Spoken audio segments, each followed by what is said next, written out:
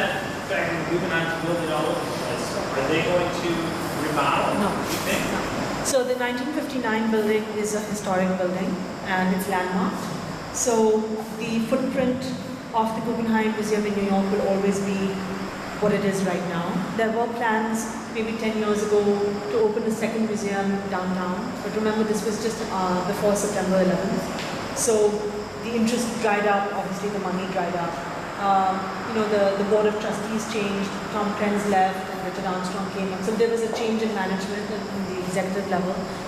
So the footprint of New York is this very intimate space. I was telling Shalini before that of the most preeminent institutions, it's the smallest one. It's 55,000 square feet. Seems much bigger than that because of the volume that it generates, but in fact it's a very intimate modernist building. And that will always remain the case. The Peggy Guggenheim in Venice will always be her house. It will always be the history of European modernism in the context of her life in the 50s and 60s. Berlin has now become Deutsche Bank's property, so we no longer program for them. It's really Bilbao that is one of the large institutions in Abu Dhabi that has this very specific mandate of being located and sited in the Gulf with these kinds of concentric circles. And we're using examples like No Country and the lab to reinform us about what are the mistakes that we've made curatorially and what are the successes that we've made curatorially. So that when we open this museum in 3 years' time or 4 years' time, what are the kinds of projects we should be doing? How should we be extending beyond the museum walls? How should we be collecting? How should we be relating to the Gulf, to the Middle East, to Manassa? So these projects, even though the way that the media presents them are seen as these kind of satellite one-off projects and really in isolation, conceptually and curatorially, in fact, feed the institution and reinform the institution. And we learn from the mistakes that we made and we celebrate the successes we have so that the future programming of the museum is that much more well-prepared, and self-critical.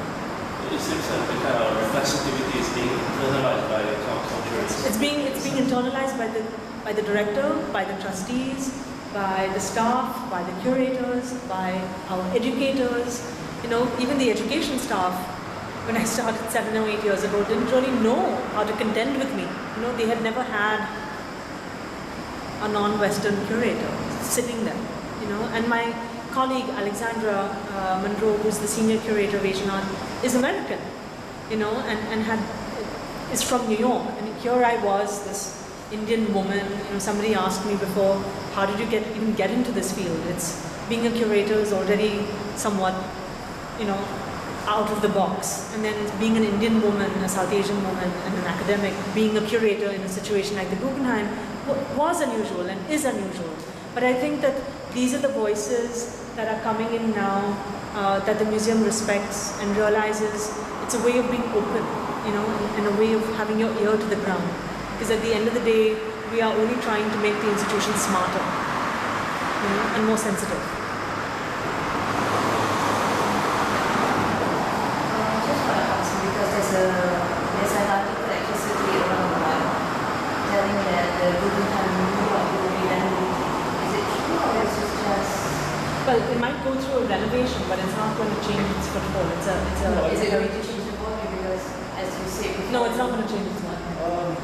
The emphasis is not on the Guggenheim in New York. The emphasis is really trying to get Abu Dhabi ready by 2017. The same thing crossed my mind as well. In fact, there was a proposal where the spiral part of the building was to extend the spiral upward in a similar design. And there were even pictures of this like that. Yeah, well, there was a proposal that we did in 2009 called Contemplating the Void, where 150 designers, architects, and artists were invited to create these conceptual proposals for the Guggenheim, but that was in celebration of the museum's 50th anniversary. Oh. And a lot of these images came online. Okay. So you have these really fantastic, choking at the thought of it, fantastical images of the Guggenheim in red and the Guggenheim in pink.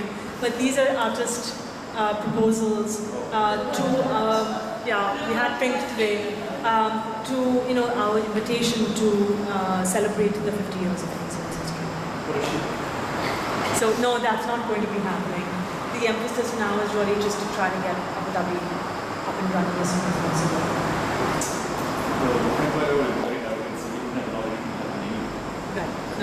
total tyrant. No, it's a landmark building. So.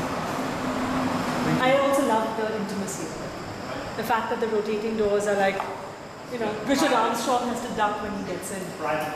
6'4" was not the average age in 1950. Right, was thinking about 5'8", I think. Exactly. I mean, everything was scaled on the body of the architect. Right. The present director happens to be 6'4". Wow. Is he a basketball player? No. No, he should be. Anyway, thank you. How important are art fairs in terms of informing you as a curator? Not at all. Would you say that's the case? I mean, it's a wonderful place. It's a wonderful place to do business, and it's a wonderful place to meet your colleagues. You know, to show up and support them. So it's great when you need to have a chat with the gallery, and rather than going to London or in Berlin and Munich and Milan and Budapest, you all meet at the Armory. So it's a really great place to do business and to have lots of conversations that have been ongoing through the year, and you just kind of get it done.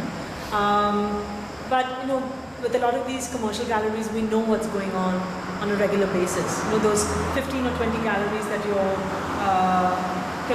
have a relationship with, you kind of check once a month to see what they're doing online in any case. So no, it's not really for museum curators do show up, but it's really more because we're doing our own work. But it's wonderful for artists to see other artists' work, and it's of course fantastic for collectors. And is there any relationship between the commercial price point for an artist and entering into a museum? For an expo? Not at all. In this sense? Not at all. Suddenly, you know, No, not at all. an artist is no. selling records at auction. No, Design Machine Collective, the two young filmmakers whose work I showed you from Assam, had never sold a work of art prior to getting into a relationship with me. And subsequent to their relationship with the Guggenheim, both the 4-channel video installation on Kashmir as well as the 35mm film have come into the permanent collection of the Guggenheim. And then you've got people like Cai and Anish Kapoor. Thank you for taking us through this. When did you say the Abu Dhabi Guggenheim? It's due to open at the end of 2017. 17. And how many square feet is that? It's about 425,000 square feet. So it's the opposite of what our friend likes here. You know, it's not about intimacy and history and. It's about grandeur. You know, but I'll tell you one thing. I started working on the collection of the museum 3 years ago. So, right, so the architecture is what it is, right? The curators didn't have a voice in that. That was really a discussion between the trustees of the Guggenheim, Frank Gehry's studio, and stakeholders in Abu Dhabi. But what goes into the building, how the building behaves, what it does, how it presents work, what it presents, how it teaches, how you interact with it is being decided by a set of 7 curators, and I'm one of those curators. So I don't know whether they're happy or not. And so we have started to put the collection together. We've got about 125 works that we've already acquired for the museum, and we're going to continue to acquire right until the opening. And those, let's say, 250 objects will form the founding collection of the museum when it opens to the public, with the understanding that it's going to continuously grow. A major museum like that doesn't just have 250 works of art in its collection, but that's the collection that has been thought about thematically and chronologically as the opening set of works for 2017. And then in about a year's time, we're also going to be working on various architectural commissions for site-specific installations in the building. And we'll also start working on temporary exhibitions and what are the kinds of programs that we want to situate within the context of this. So it's a work in progress. Yes. But everything that we're doing, good and bad, I'll be the first one to say bad, informs this thinking. Right? So one is constantly learning and saying, is this the right thing, is this not the right thing, what about this, what about that? is this transnational enough? How are we thinking about the transnational as opposed to the regional or the local or the global? Who are the artists we want to position? Who are the ones who may not have had commercial success but are, great mavericks? Teachers, educators, Zarina Hashmi, Lee Ufan, design machine collector. Every artist, apart from Cai and Anish maybe, who are also very successful commercially. So many of the artists that we've worked with are just great intellectuals, who have really, really committed practices. And it's for us to find them, seek them out, study them, collaborate with them, support them, and then also bring their work to the public. In terms of architecture, it's the same architecture inside that you have in New York or not? For Abu Dhabi? Well, the architecture in Abu Dhabi is it's Frank Gehry, so it's a kind of continuation of Bilbao, right? So because that's the other Frank Gehry space. So it's a greater development in terms of complexity, perspective, materiality, scope than Bilbao, which of course opened back in 1997, and this is going to be opening 20 years later. So it's the same architect, but a further kind of development of this vision. What Frank Gehry? Why Frank Gehry? So Frank Gehry was chosen specifically by the stakeholders in Abu Dhabi because they really liked the Bilbao model and how that institution has really had a lasting impact on the kind of infrastructure of the city. And they felt very inspired by it. They wanted another kind of iconic building. Just so you know, the Guggenheim Abu Dhabi is not an isolated building. It's part of a much larger redevelopment program called Saadiyat Island. And Saadiyat Island has a museum, the Louvre, that's being designed by Jean Nouvel. It has a performing arts center by Zaha Hadid, a maritime museum by Tadao Ando, and their own National Sheikh Zayed Museum that's being worked out by Norman Foster in collaboration with the British Museum.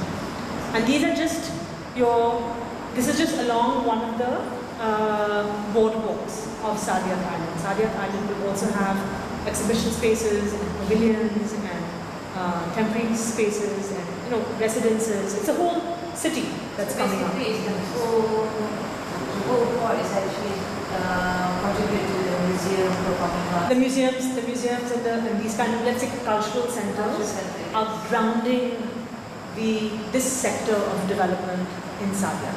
Saadiyat also has, hotels and tourism and Formula One and all kinds of residences. So it'll be it's an adjunct space to Abu Dhabi, but it's its own kind of 27 square kilometer of development. Exactly. And the hub is culture. Let's say the focus is culture.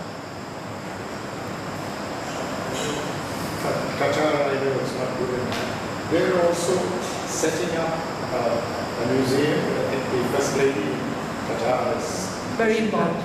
Well, the Qatari family has been more involved with culture over time, over a 50-60 year period. So they have quite an important collection of modernist art from the Middle East. They're also buying voraciously around the world.